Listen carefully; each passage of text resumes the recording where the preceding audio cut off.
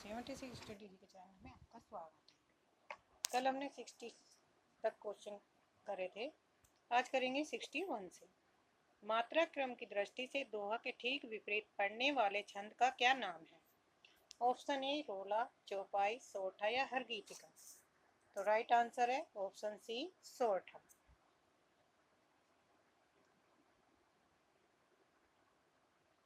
चौपाई में क्या होते हैं? 4 चरण होते हैं और प्रत्येक चरण में 16-16 मात्राएं होती हैं। हर गीतिका में भी 4 चरण होते हैं और प्रत्येक में 28-28 मात्राएं होती हैं।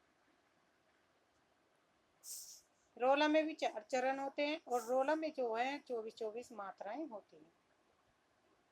24-24 मात्राएं। सोरठा में दोहा का ठीक विपरीत होता है, इसमें भी 4 चरण होते हैं। इसके पहले और तीसरे चरण में 11-11, 11 और 13 मात्राएं, दूसरे और चौथे चरण में होती हैं 11 और 13।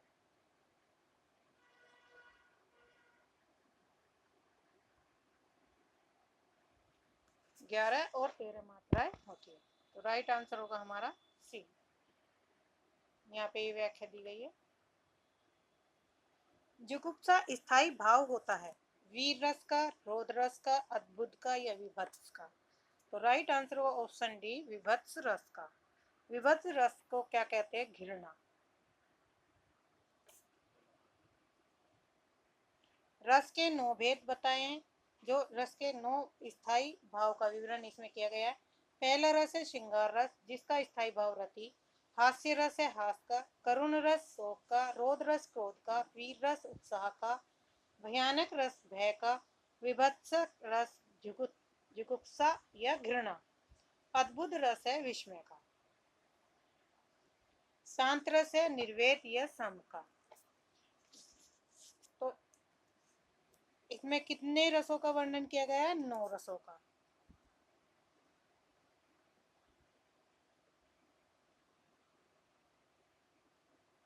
श्रृंगार किस रस को रसों का रस कहा जाता है? तो श्रृंगार रस को रसों का रस माना जाता है। एक इंपॉर्टेंट फैक्ट है ये है। सिंह द्वार शब्द में समास है तत्पुरुष समास, अविभाव्य समास, कर्मधारय समास या इनमें से कोई नहीं। तो राइट आंसर होगा ऑप्शन ए तत्पुरुष समास, यानी कि सिंह का द्वार। जो समास विग्रह होगा इसका तो होगा सिंह का द्वार। तत्पुरुष समास होगा। तत्पुरुष समास में पार्षद या विभक्तियों का लोप होता है, कारक चिन्ह या पर्षक का प्रयोग किया जाता है, उसमें तत्पुरुष समास होता है। अविभाव्य समास में पहला पद किसका होता है? उपसर्ग का। जैसे यथाशक्ति, उदाहरण होगा यथाशक्ति। यथा क्या है? उपसर्ग है और शक्ति क्या है? मूल धातु है। कर्मधारय समास में पहला पद होता है विशेषण का, तुलना की जाती है या विशेषण होता है, तो वहां पर होगा कर्मधारय। जैसे नील कमल, तो नील कमल की क्या है? विशेषता बता रहा है नील कमल। या महात्मा, कर्मधारय के उदाहरण है महात्मा। तो महान क्या है? आत्मा।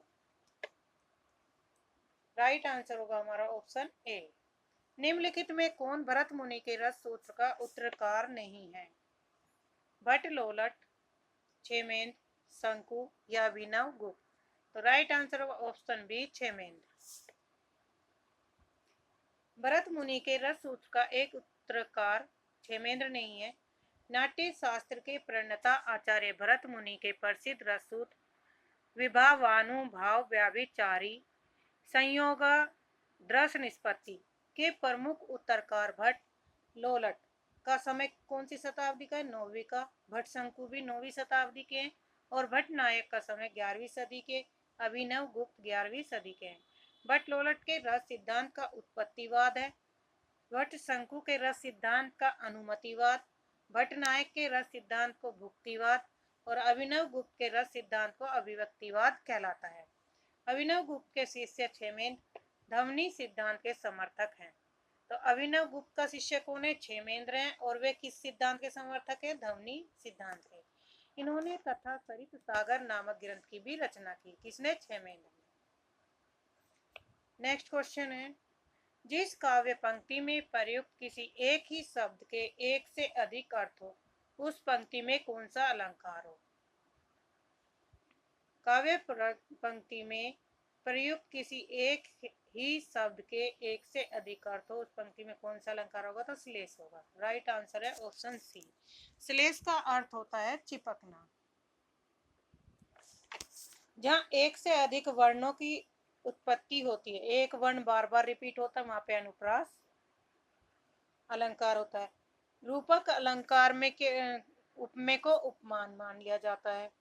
यमक अलंकार में दो शब्द एक जैसे होंगे लेकिन अर्थ उनके अलग अलग होंगे, जैसे कनक और कनक।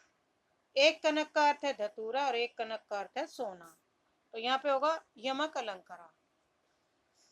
जिस काव्य पंक्ति में किसी शब्द के एक से अधिक अर्थ होने पर श्लेष अलंकार होता है, जहाँ उपमेय में उपमान का आरोप या उपमान उपमेय भी अभेद संबंध हो, वहाँ रूपक अलंकार होता है। यानी कि उपमान और उपमेय में कोई अभेद संबंध हो। वर्णों की एक से अधिक बार आवर्ती होने पर अनुप्रास अलंकार, और एक ही शब्द के एक से अधिक बार अलग अलग अर्थों में प्रयोग किए जाने पर यमक अलंकार होता है। वाक्यम रसात्मक काव्यम काव्य परिभाषा के प्रस्तुता हैं। तो राइट आंसर है आचार्य विश्वनाथ। आचार्य विश्वनाथ कविराज ने काव्य को परिभाषित करते हुए लिखा है, वाक्यम रसात्मक काव्यम, अर्थात रसात्मक वाक्य को ही काव्य कहते हैं। ऐसा वाक्य जिसका प्राणभूत आत्मरस है, इस काव्य को रसात्मक कहते हैं। जो आस्वादित अस्वादित हो उसको रस कहते हैं। पंडित जगन्नाथ ने काव्य का लक्षण बताते हुए लिखा है, रमणीयार्थ प्रतिपादकः शब्द काव्यम। आचार्य भामा के अनुसार है, शब्दार्थो सहितो काव्य काव्यम गद पदम च तद विद्याम। आचार्य दंडी के अनुसार शरीर ताव दृष्टार्थ व्यवच्छिन्ना पदावली। नेक्स्ट क्वेश्चन है, रसों के संचारी भाव की कुल संख्या कितनी है? तो राइट आंसर है सी 33। संचारी भाव कितने हैं? 33। 34वां जो संचारी भाव माना गया है तो उसे कौन सा मानते हैं? 34वें को छल। और इस छल को किसने माना है? भानुदत्त और आचार्य देव। भानु दत्त और दूसरे देव, आचार्य देव। ये इन दोनों ने 34वें रस को माना है। 35वां रस है जिसे चकपकाहट कहा जाता है। चकपकाहट, इसे कौन मानते हैं? आचार्य रामचंद्र शुक्ल, RCS। तो राइट आंसर होगा ऑप्शन सी। व्याभिचारी भाव, रसों के संचारी या व्याभिचारी भाव स्थायी भाव के सहायक है जो अनुकूल परिस्थितियों में घटते बढ़ते हैं। संचारी भाव की कुल संख्या 33 और स्थायी भाव की संख्या 9। इन्हीं स्थायी भाव के अनुरूप कुल 9 रस होते हैं। नीलो उत्पल शब्द में समास है, अविभाव्य समास, तत्पुरुष, कर्मधारय, बहुब्री। तो राइट आंसर होगा कर्मधारय। बहुब्री अविभाव्य में पहला पद उपसर्ग का होता है। कर्मधारय में पहला पद विशेषण या तुलना की जाती है। तत्पुरुष में कारक चिन्ह या परसों का प्रयोग किया जाता है। बहुब्री समास में दो शब्दों का तीसरा अर्थ निकलता हो, वहां पर क्या होगा? बहुब्री दो शब्दों का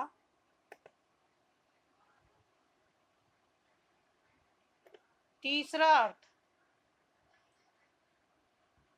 तो वहां पर क्या होगा? बहुब्री समास होगा। नीला उत्पल शब्द का समास विग्रह होता है। नीला है जो उत्पल, ये समास विग्रह दिया गया। नीला है जो उत्पल, यहाँ उत्पल का विशेषण नीला है, अतः विशेषण विशेष से संबंध होने के कारण नीलोत्पल में कर्मधारय समास होगा। कर्मधारय को समानाधिकरण तत्पुरुष समास भी कहते हैं। अविभाज्य समास में पूर्व पद की प्रधानता तथा समस्त पद में अव्यय भाव होता है, अव्यय शब्द होता है। तत्पुरुष समास में पूर्व पद गौण और उत्तर पद प्रधान होता है। बहुव्रीहि समास में अन्य पद की प्रधानता होती है। नीचे भाषा की 4 विशेषताएं दी गई है, जिनमें से जो एक गलत विशेषता है उसे चुनिए। भाषा परिवर्तनशील होती है, भाषा प्रत्यक्ष संपत्ति होती है, भाषा सामाजिक संपत्ति होती है, या भाषा अनुकरण द्वारा सीखी जाती है। तो इसमें गलत बताना है कौन सा, तो राइट आंसर होगा ऑप्शन बी। टकसाली भाषा किसे कहते हैं? संस्कृत निष्ठ भाषा को, ग्रामीण भाषा को, परिनिष्ठ भाषा या कृत्रिम भाषा? तो संस्कृत निष्ठ भाषा। टकसाली भाषा किसे कहा जाता है? जहां पर सिक्के ढाले जाते हैं उसे टकसाली कहा जाता है।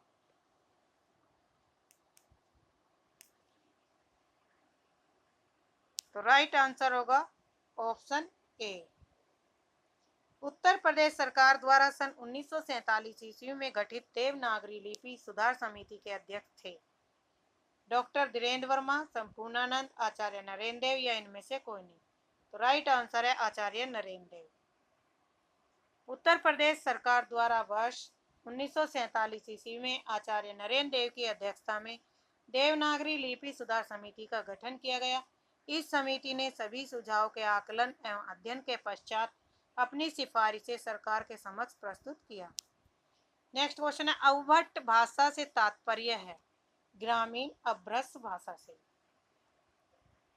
अवभट्ट भाषा का तात्पर्य ग्रामीण अभ्रंश से है, जो मध्यकालीन भारतीय आर्य भाषा का चरम विकास अभ्रंश में हुआ। भारतीय भाषाओं के इतिहास में 500 ईस्वी से लेकर 1000 ईस्वी तक के काल को अभ्रंश काल माना जाता है। तो अभ्रंश काल का समय कितना माना जाता है? 500 से 1000 ईस्वी तक माना गया है। इसी अभ्रंश भाषा के परिवर्ती रूप को विद्वानों ने अवभट्ट की संज्ञा दी। अवभट्ट अभ्रंश का ही एक विकृत यानी कि बिगड़ा हुआ ग्रामीण रूप है। हेमचंद के काव्यानुशासन नामक ग्रंथ में शिष्ट परिनिष्ठित अभ्रंश के उत्तरवर्ती रूप ग्रामीण अभ्रंश को स्वीकार किया गया, जो जन भाषा के अधिक निकट ग्रामीण अभ्रंश के इस रूप को अवभट्ट भाषा कहा गया है। निम्नलिखित में से कौन सी बोली पश्चिमी हिंदी के अंतर्गत नहीं पड़ती? तो पश्चिमी के कौन सी नहीं पड़ती? राइट आंसर होगा अवधी। पश्चिमी हिंदी में बुंदेली, ब्रजभाषा, कन्नौजी, खड़ी बोली और हरियाणवी 5 बोलियां आती हैं। अवधी बोली जो पूर्वी भाषा से संबंधित है, इसमें अवधी, बघेली और छत्तीसगढ़ी 3 भाषाओं का प्रयोग है। अवधी, बघेली और छत्तीसगढ़ी।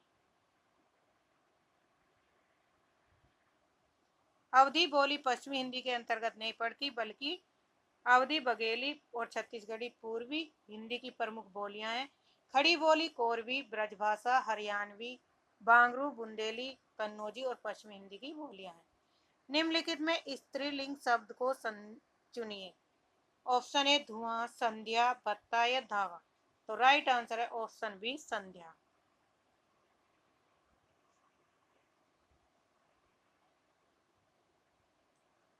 शेष तीनों शब्द धुआं, भत्ता और धावा पुल्लिंग के रूप में प्रयोग किए जाते हैं। इनमें से कौन सा शब्द वर्तनी की दृष्टि से शुद्ध है? तो कौन सा? आशीर्वाद, आशीर्वाद ऑप्शन ए, बी, सी या डी? तो राइट आंसर होगा ऑप्शन सी आशीर्वाद। रैफ का जो नियम कहता है, रैफ का नियम कहता है जहां बोला जाता है उससे आगे वाले व्यंजन की मात्रा पर लगता है। जैसे आशीर्वाद लिखेंगे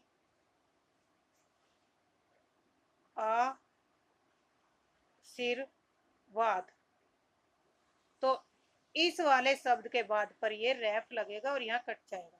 तो ये हमारा शुद्ध वाक्य होगा आशीर्वाद।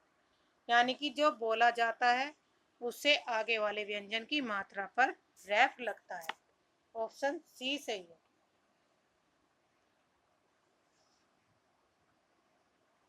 निम्नलिखित में से वर्तनी की दृष्टि से अशुद्ध शब्द का चयन कीजिए।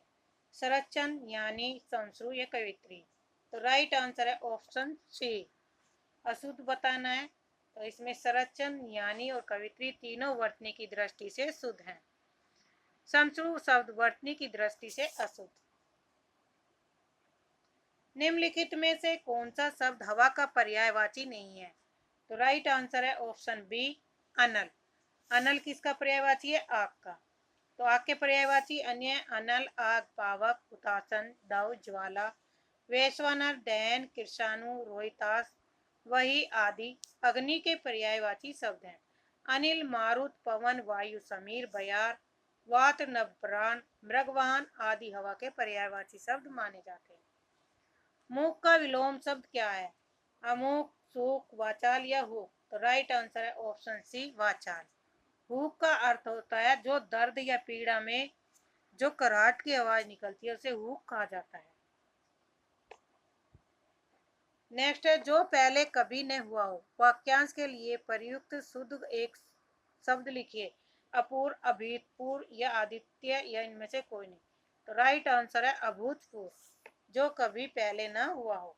वाक्यांश के लिए प्रयोग किया जाने वाला शुद्ध एक शब्द है अभूतपूर्व, जिसके समान कोई दूसरा न हो।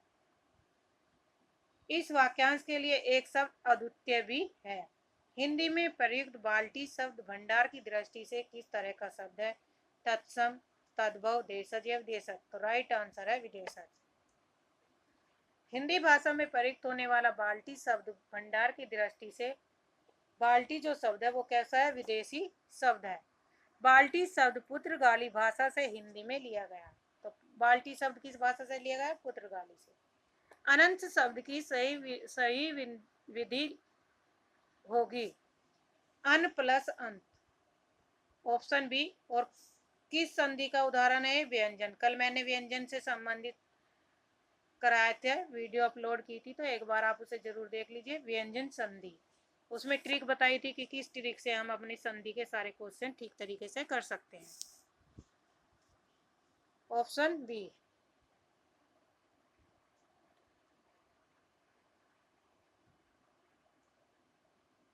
पितृ शब्द के प्रथमा बहुवचन का रूप। पितृ, पितरा, पितर या पितर। तो राइट आंसर है ऑप्शन सी, पितर।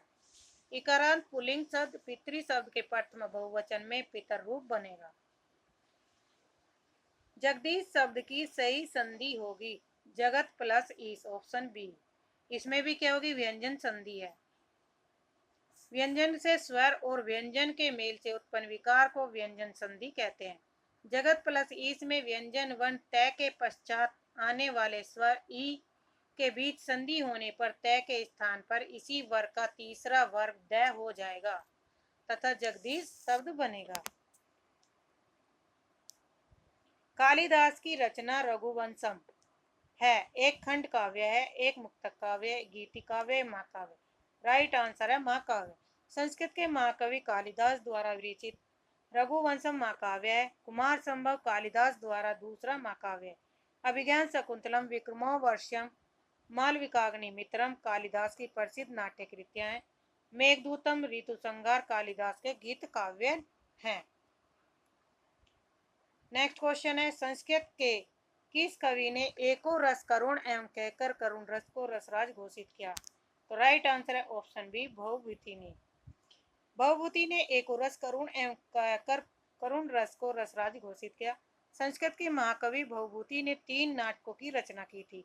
तो भवभूति के 3 नाटक कौन कौन से? मालती माधव, महावीर चरित और उत्तर रामचरितम। वाल्मीकि रामायण के उत्तर कांड की कथा पर आधारित उत्तर रामचरित करुण रस प्रधान रचना है। भवभूति ने करुण रस को ही एकमात्र रस माना है तथा श्रृंगार आदि अन्य रसों को भी करुण रस का ही एक विकार माना जाता है। भवभूति ने लिखा है, एको रस करुण एवं निमित्त भेदात भिन्न पृथक गिव श्रूयते विवर्तान। यहाँ पे क्वेश्चन एक ये भी बनेगा कि ऐसे कौन से कवि है जो केवल एक ही रस को मानते हैं? तो कौन से? भवभूति। तो आज के लिए इतना ही। धन्यवाद। चैनल को सब्सक्राइब करिए, लाइक करिए, शेयर करिए ताकि आपको समय पर नोटिफिकेशन मिलती रहे।